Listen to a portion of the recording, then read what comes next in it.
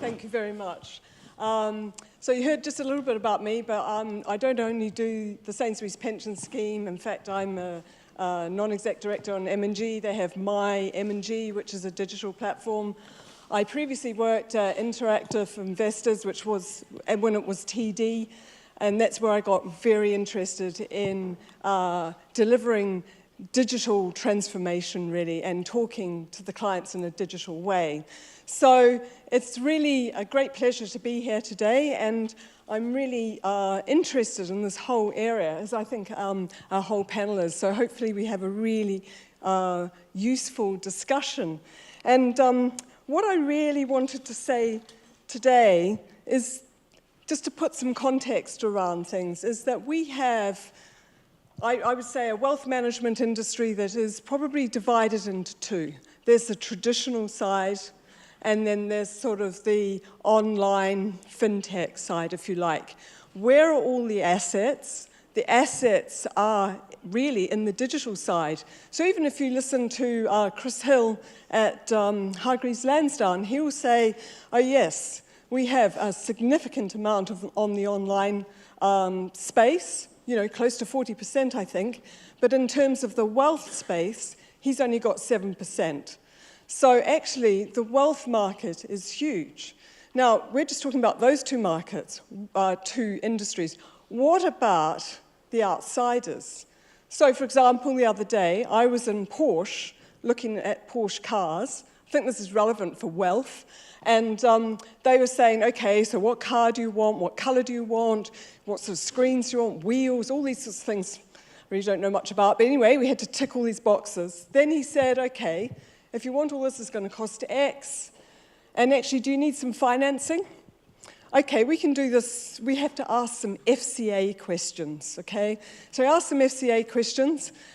And then he said, okay, this is what the financing will be. But you know, what occurred to me was, he could actually ask me, have you got an ISA? You know, would you like a Porsche ISA? Porsche branded ISA? Well, you know, you could almost see yourself sort of signing up for it on the spot. So that's how I'd like to open this. And so I'm going to turn to my panel now and just let them introduce themselves and explain why they're interested in this space as well. Over to you, Michael.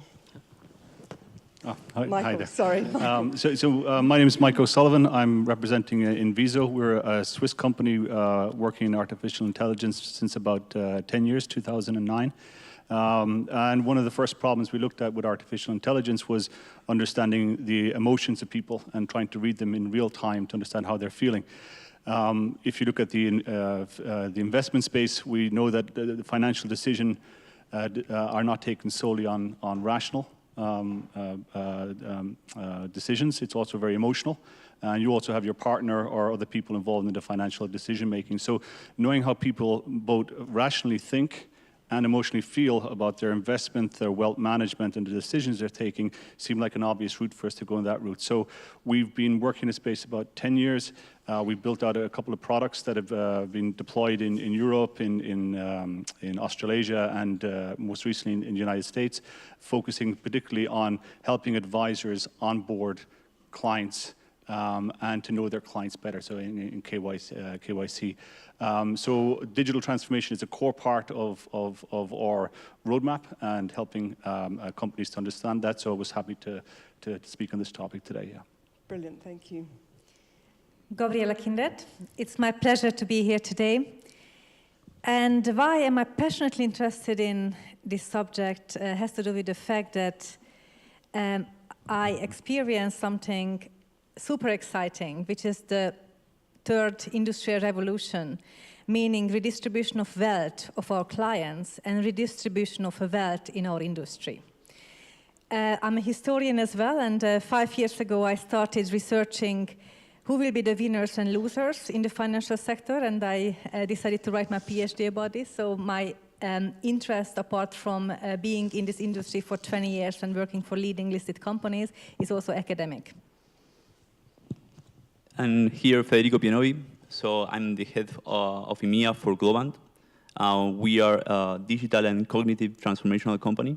So we are, on the other side, we are helping banks and financial institutions to digitally transform and what that really means and what it takes to do it. And we see that today we are facing two big waves that we haven't seen before. That is, for one side, the digital transformation, and the other side is the cognitive transformation, or the artificial intelligence transformation. And that's kind of why I want to talk a little bit more about transformation, because we don't see only digital transformation going on in financial services, but in many other industries that are applicable to what's going on in the market today. Okay, great. Thank you very much for the three of you for that. Now, when thinking about digital transformation and driving it through your organization, what do leaders really need to think about to stay ahead in this? And Michael, do you want to sort of start the ball rolling on that one? Okay. Well, from our perspective, you know, we see the digital or the wealth management going through significant changes in recent years. We see the client's behavior is changing dramatically. We see there's a lot of new entrants that are transforming the industry that are non-traditional players in that space. And we also see from the technology platforms are constantly evolving as well. So there's a lot of change happening in that space. We focus a lot of our energy looking at the client specifically. And when we talk about digital transformation, a lot of industries have already gone through digital transformation, starting almost going back to 2010. They've started their progress in that field. So the wealth industry, the wealth management industry, seems to be a bit late to the table in this sense. Yes, the clients tend to be a bit suffer from inertia in terms of not wanting to move. But at an event in 2017, I pitched a room of advisors, about 500 advisors, with the logos of the top 5 social media brands, like and a few new services like Airbnb. And less than 10% of the advisors in the room could recognize, never mind having used these particular tools. So there's also inertia within the employees of the organizations for a lack of appetite to learn new tools and new technology. And that's also kind of reflected in the nature of the business is quite slow to progress. So when we looked at clients specifically within that field, we said, what's changed dramatically for the client? And we look at elements that were spoken earlier, I think it was by Monica, talking about millennials specifically. How do you want to engage millennials? How do you want to do that effectively? Digital transformation has happened to them since the iPhone came out in 2007. So their expectations of when they're dealing with banks is very high, but their satisfaction is generally quite low because the tools aren't in place. Facebook has bought many companies in the recent years, and some of those have banking licenses. So Facebook owns banking licenses, and they have the data for a lot of, probably all of us in the room here that are Facebook users. They know more about us than perhaps our partners or our family or our friends. So digital transformation and disruption are kind of go hand in hand. We could see in the future one of the largest players come in and really disrupt the industry. What should we be doing before then is we should be building up, from the client perspective, enhanced trust and enhanced relationships, and using the smart tools that are at the top end of the technology chain as opposed to the back end to help build the trust with the client. So with millennials, is giving them access to tools, showing that you understand not only how they think, but how, in our case, we look at the emotion side as well, being able to understand their thinking style to make accurate representation of their investment needs. And looking at that to make sure that the advisor that's engaging with them, specifically that his, let's say, risk tolerance is matching the client's, yeah? Because he's the one making the call or she's the one making the call today. So using technology to further enhance the performance of the advisor. Technology advisors have less time, more clients. And using technology there to help the digital transformation progress. I think these are smart usages of technology to help the digital transformation yeah, so I think what's really interesting, what you've pulled out there, is that the client is really important.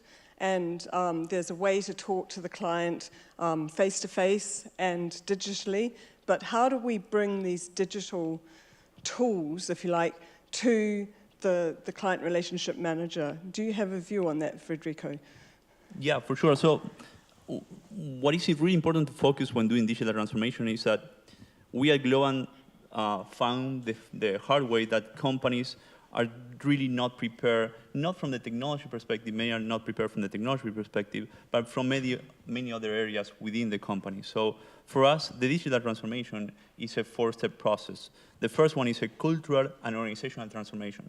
If business continues to be aligned around business products and not customer journeys, and how to extend those customer journeys, and how to create culture to do so, it's very difficult to keep up with new players entering into the market.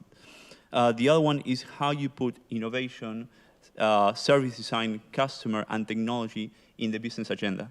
If they are not talking together about where is the business going next, there's going to be a missing link, right? If you don't put the innovation, the consumer, and the technology that's going to support that in the same table, they are deciding where the new business models, they're going to be failing. So how do you think that companies today are facing that cultural problem internally with, trying to, technology and the digital, that's on floor two, whereas integrating it into the whole organization, how do companies do that? I think leaders in banks, they feel exactly how I feel today sitting here. There's a spotlight coming to my face, and I don't see the faces, but I know that there are hundreds of people trying to attack me.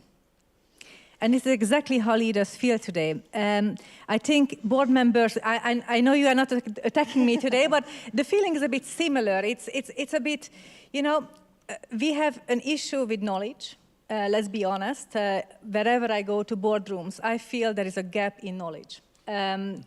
It's almost impossible to keep up with the technological changes, with the new players, how fast they are evolving, the risks. So there's a huge knowledge gap. Many board members, many still executives are still not technologically savvy, let's be honest. So they need to keep up. And they don't even admit it very often. I think this acceptance is not yet there. So they feel that there is a spotlight, but how to address it, run away or learn, or learn from my children. There are a lot of issues with knowledge. And second is a lot of issues with fear. With existing companies, I very often see that they have an existing business which is slightly going down, and the issue is, how am I going to incorporate new innovative business models? How am I going to keep my job? It all boils down to having very often overpaid people that are actually afraid of their jobs. Okay. Yeah, and if you let me add a couple of things. So what we have seen in many different industries, not so much in wealth management and asset management, is that the people are brave enough to start blurring the lines of what we call industries and start giving service that extends beyond what are their natural industry. For example, Facebook, Amazon, they're constantly evolving and providing new services, and the whole objective is to extend the relationship with the consumer, extend the journey, and put more touch points there. I think that when we evolve the asset management and wealth management areas, they will need to think this way. They will need to think about how we move beyond what we have been doing for the last 100 years, and how we start thinking about a more broadly consumer going through different challenges in their life. And that's exactly what we are doing in many consumers, in many clients right now. Okay, so I think that's a good way to lead on to the next question, which is really about how do organizations build. Do they build internally? Or do they use outside partnerships and sort of build ecosystems? So how should we go forward? How should they go forward in that sense? Who would like to answer that? Yeah, I think that was touched on by the first panel this morning quite well. It's not an either-or approach in this case. You've got legacy systems that need to be continued to evolve and slowly replaced or updated. And these are the backbone of the business. And you can apply new technologies within that in things like intelligent automation and remove, tasks where humans are not very effective or efficient over time. And that's already well progressed. There's great return on investment in those areas. So from a technology point of view, I think the backbone will be slow to evolve. But going back to the client journey, the client has very high expectations, and a lot of the tools that the client and the customer will ultimately look for are on the front end. And the experience will be, how well do I engage with the bank remotely, and how well does the bank engage me when I'm physically present? And how are they building a trusting, lasting, loyal relationship there? And so there's a lot of, we saw 250 names on the board earlier. A lot of these companies, it was mentioned, weren't around 3 years ago. They may not be around in 12 months' time, but they will be replaced with new companies, new technologies. The point being is, though, I think the banks need to be very clear on what is that 5-year path that they see the customer relationship building towards, and then being very selective on the people they want to build partnership with, either build internally or build an ecosystem of suppliers on the features and the solutions they want to offer their clients. And it's not rocket science. The client relationship is one of the most precious but simplest to nurture. So it doesn't take a lot of amazing tools and technology to do that. It needs a good investment and sustained investment, and that in itself will build a healthier ecosystem of suppliers to the banks for that. I fully agree. I think the best suitable approach is a portfolio approach, and you see banks and asset managers having a portfolio of investment approach like venture capitalists do. Sometimes they do it in partnerships, sometimes they acquire, sometimes they really act like a venture capital house, and that's what we see in Goldman, JP Morgan, Santander, and ING as well from the Netherlands, mostly applied. Yeah, I have a slightly different opinion. So obviously, integration with other partners was a necessity out of fear. Many of the big players felt like they can be overtaken by the Uber of the fintechs, and their digital platform and their internal platform was not fast enough. And that's something that is key for making this happen. You have to have platforms that allow you to quickly test new products, have quickly MVPs put in front of consumers, and get feedback, and have that platform that allows you to understand what the consumer is doing and get the new product or update your products and so on. The problem is then when you're partnering with different players, what you're doing is basically not losing a little bit of your brand. And at the same time, the roadmaps for each of the different products that you're partnering with may be different to your overall strategy. So in an ideal world where the big players have the digital platforms that are fast enough for the business to implement new business models, try them out, put them in production quickly, they will not go to third parties. I think right now it's a necessity, and also there's a need to update their internal platforms for the big players, the legacy platform, bring them up to date, and at the same time have somebody that can connect between the fintech and connect with the bank, because today that relationship is a little bit broken. Yeah, so look, you've brought up some really interesting points here. One of the things about doing the partnerships is that you can, as a big organization, you can be more agile because your partners can change for you and then implement that. But you brought up an interesting point here. Do companies feel that if they do go the partnership way, if you like, that they are going to have a dilution of brand? Is that, because when you spoke there, Michael, you said that actually it's all about the customer. Does the customer actually see all of the chain that is involved in the ecosystem of bringing their services together? So I'm just interested in what you said there. Is that what firms are really concerned about? I think it is right. I think losing the brand is one big fear, that you can partner with many partners, but you dilute your brand. And at the end of the day, I believe that in the future, in 5 years, the best brand recognition will be the winner over the consumers. So obviously, from revenue perspective, partnering with these companies will help them get more revenue, get accelerate integration, and provide more services to consumers. But in the end, the important thing is to keep the grip on the consumer, keep your brand in front of the consumer, and the consumer will choose you because they believe in your brand, and not because you partnered with several other partners to provide more services. I actually think that the biggest change, what I see today and what I've seen 5 or 10 years ago, is that financial institutions need to admit that they are not having the best solution and not the best product for each and every product categories. And I think those who actually admit this and say, okay, I have a client intimacy, but I admit I'm not pushing my own product, but I have an open architecture and make sure that I provide a solution based on the selection of different products. I think it's a very big ask, but it's a winning strategy. Yeah.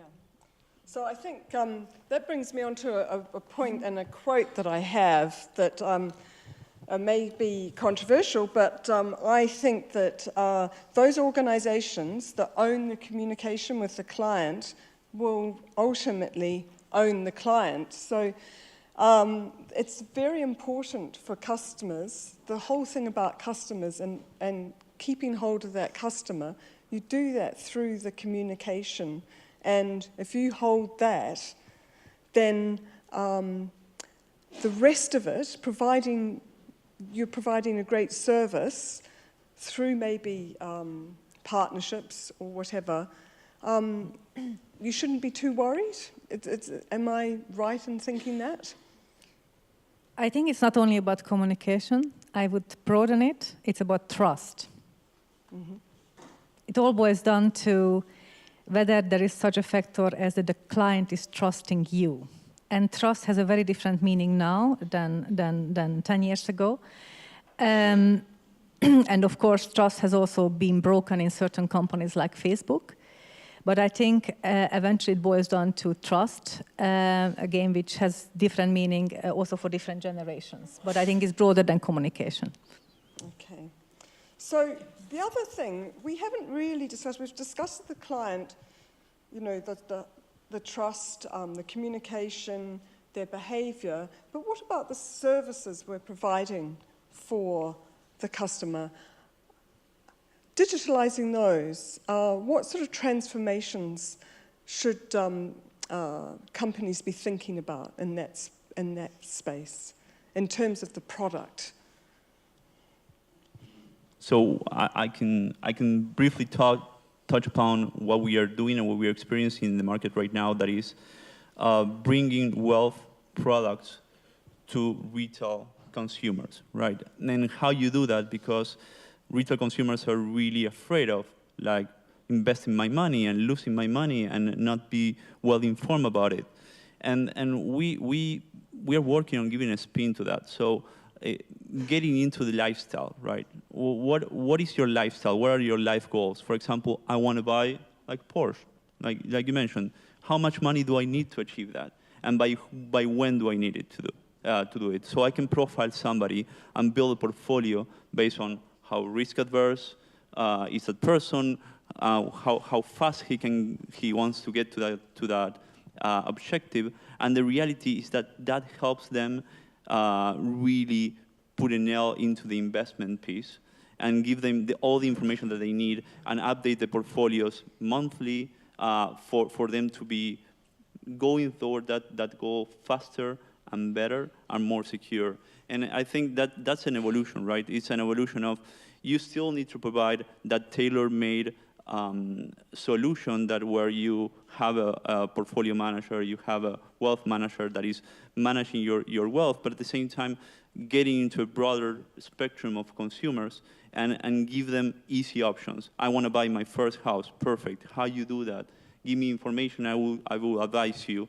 And that's where technology can really help, because it's impossible to, without the technology, be tailored enough to assist hundreds of millions of consumers at the same time around financial products and portfolios and so on. So that's where we are using robo-advisory, artificial intelligence, and so on to expand our capabilities that a normal portfolio manager, as a wealth manager, will not be able to assist with.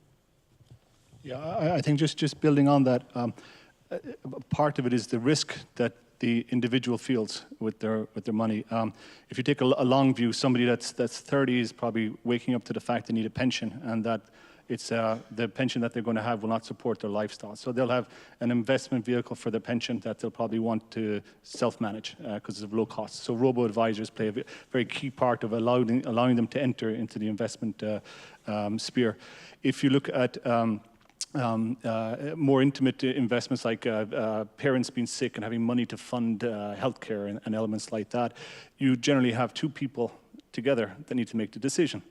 A significant other and the person that's normally looking after the funds there. So I think the industry also needs to be able to move away from the one-on-one relationship in that case. So you have added value where it's a couple with more significant life goals. And therefore, an advisor plays a critical role in that. How well does the advisor understand your needs? How well does the advisor understand your level of risk? The caveat there is that a lot of risk products that are out there today were defined in the last 10 years with the technology that's out there.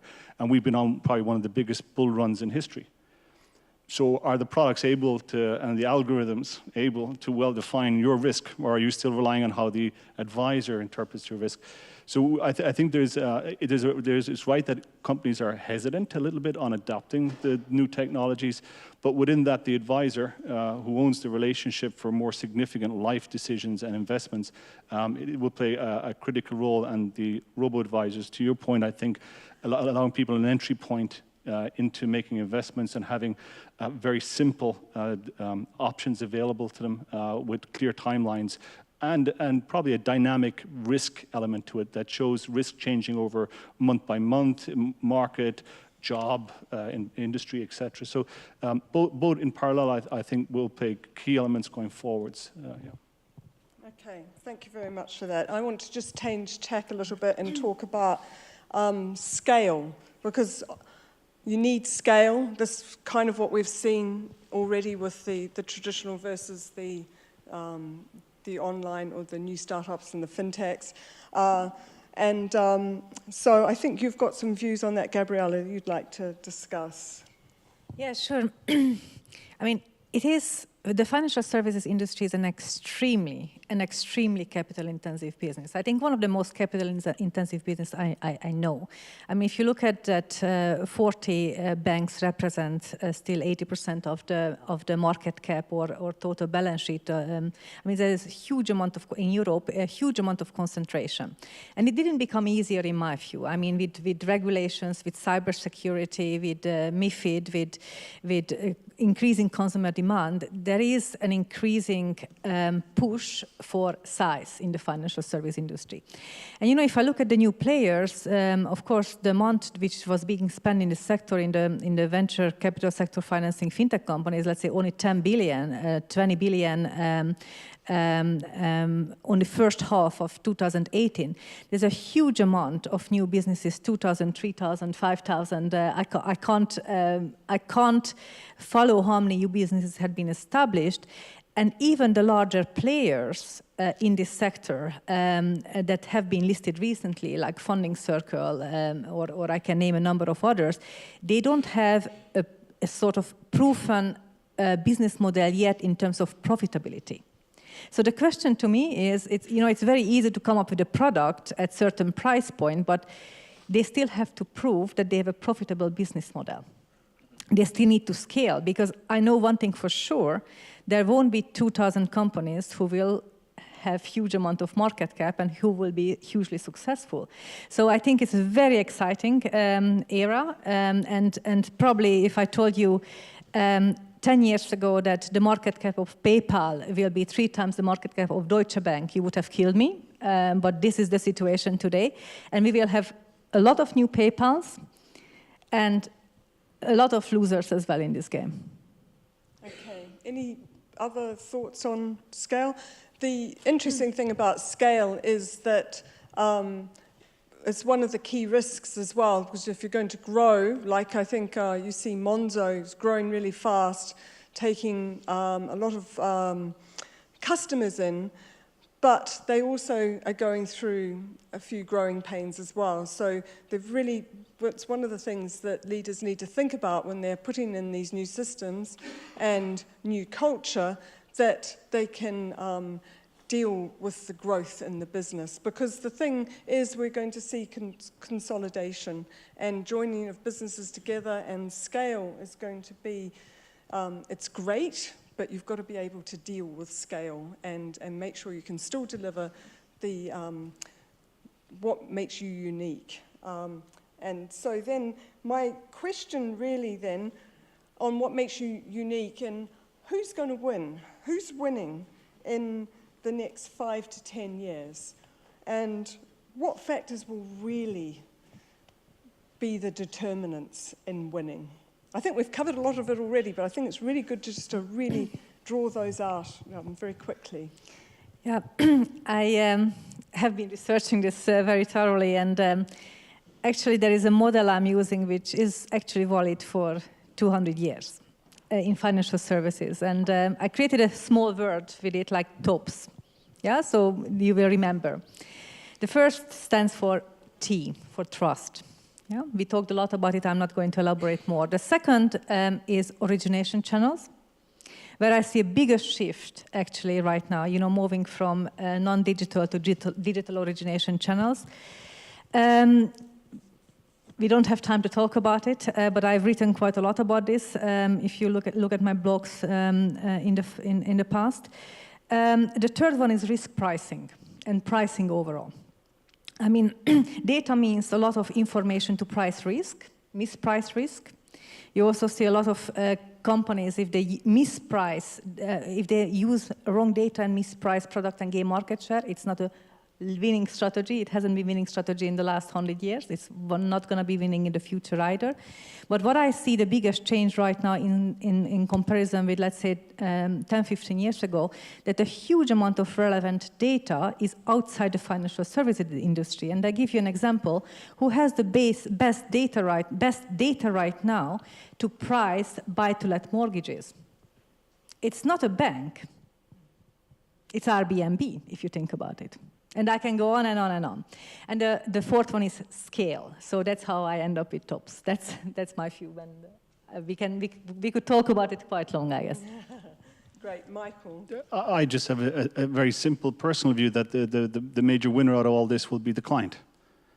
If you're a client-centric company, all your decisions are in their best interest. You can give them better advice. You can understand their appetite for risk. You can communicate with them more effectively. The advisors have a better relationship. They can onboard with technology, onboard new clients, manage more client load, and the ultimate measure of satisfaction will be the client. And saying, I'm far happier with your service versus anybody else. And when technology starts shaping the activities within the industry, you will start, I believe, seeing people migrate a lot faster. So the winner won't be particularly a technology. It will be still down to the human level. How well ultimately is the advisor managing the client?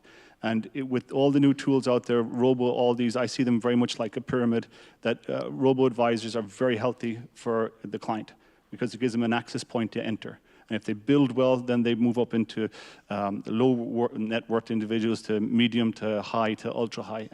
And therefore, if the client is progressing through that, then the players will do well. And that will come down to planning, performance, client satisfaction.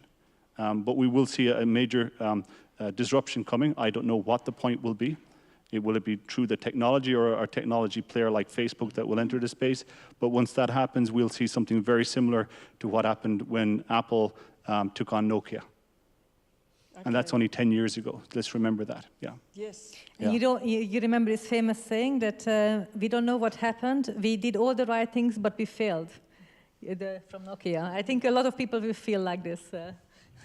And so I have no idea who's going to win in 5, 10 years. I probably won't be here. But the reality is that we know what companies need to do in order to be in the better position to to be successful moving forward. And we all touch upon it a little bit, right? That is a culture that is, an organization is focused, laser focused on the consumer. Financial services have been spending the last 200 years fragmenting the consumer in million different pieces.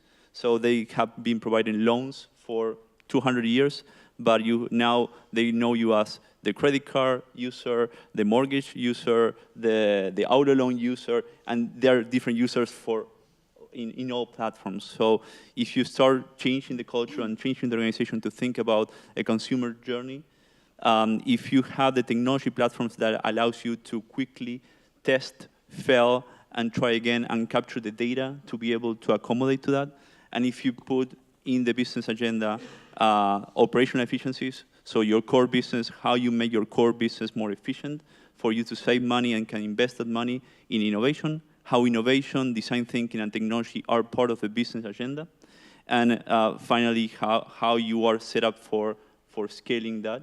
That is obviously part of the technology platform that you need underlying, and this providing you the scale, the data, and consumer insights. Yeah, very good. I think that sums it up nicely. We've got about 4 minutes left, and they didn't give me an iPad with all your questions. So if you're wondering why I haven't picked up any of your questions, it's because I don't have them. But I was wondering, is there a microphone about? Yes, there is. So if there are any burning questions, this is a good time for you to raise your hand. Up there in the back there.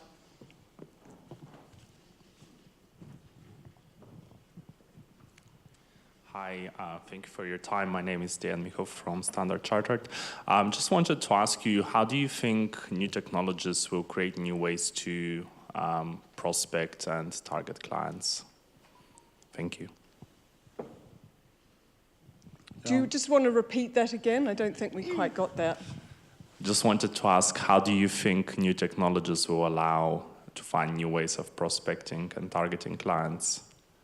Okay, prospecting. Yeah, first of all, I think there's some great stands outside with companies that are that can talk about that at length afterwards. So to take some time to visit the stands outside and see the demonstrations.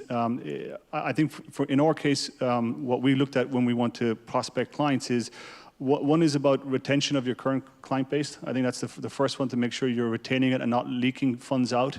And with wealth transfer, whether it's to the significant other through a divorce or through trust funds to children earlier, they generally feel disenfranchised by the current advisor because he's focused on she's focused on a point-to-point relationship with the signature, whoever that may be in the relationship. So being able to reach out to those people and demonstrate that you're interested in their appetite for investment, their priorities, their goals, etc., I think is a first starting point. And there's many tools out there, I think that do that well today. But their accuracy and the ease of usage, we saw the customer experience earlier was a key factor. So giving people the ease of being onboarded digitally, I think, is a key aspect to that. 3 to 5 minutes onboarding, not a 15 to 20 minute survey with complicated results that you get the report 3 or 4 weeks later and is written in a language that's very complicated. Those same tools can be a bit like social media. They can be shared. If you're happy with the service, you'll share it with your friends, your partner, significant other, to your children, to your parents. So there's a lot of tools out there that will help onboarding, that are not advice oriented, but demonstrate that as an advisor that you fundamentally understand their needs and how they may want to invest. And then that's where the advisor, so to speak, earns his money, because he has to demonstrate he's a world-class planner based on your specific needs, and he can customize them for that. So again, I think there's a lot of tools, very simple, out there to help the onboarding.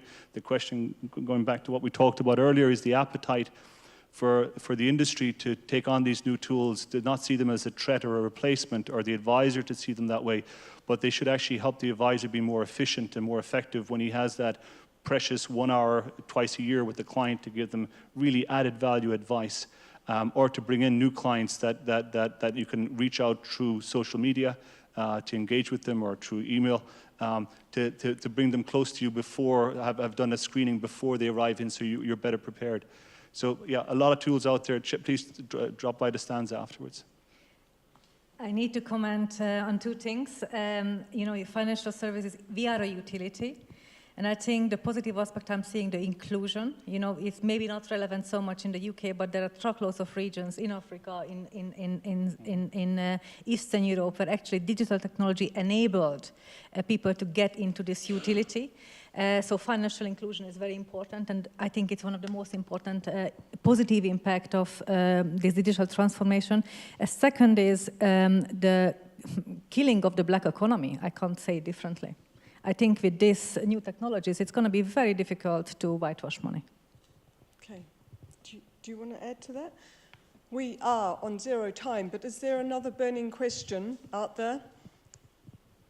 Doesn't look like it. I've given you 2 seconds. So, okay. Thank you very much for your time. Thank you very much to my panel. Thank you. Thank you. Thank you.